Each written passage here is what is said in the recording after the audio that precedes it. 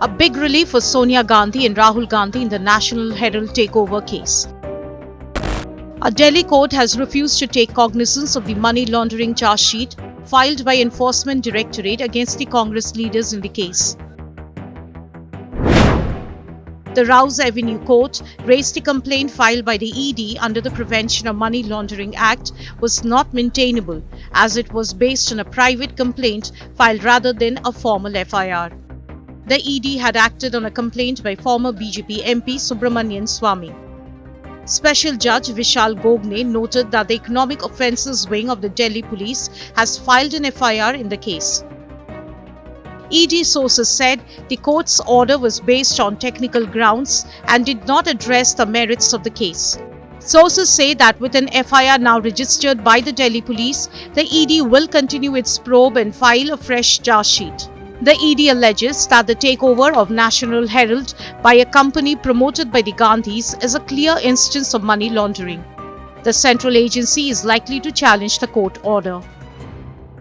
The Congress hailed the Delhi court's order.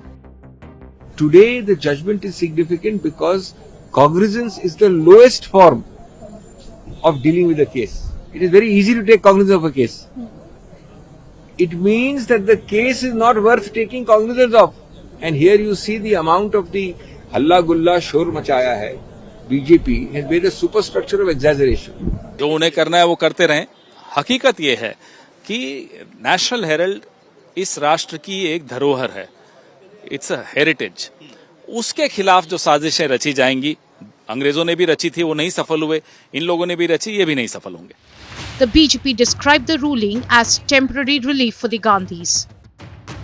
ये अभी temporary उनको राहत अपने भले महसूस करें, लेकिन जब फाइनल फैसला आएगा तो वो कांग्रेस के नेताओं ने जिन लोगों ने घोटाला किया है, ये फाइनल फैसला उनके विरुद्ध जाना ही है। Congress party of course saying that this is a big win, that there are no evidences, no base to the charges against the Gandhis and the Congress party in the National Herald case. But as a political issue, this will continue as long as the EOW investigation does.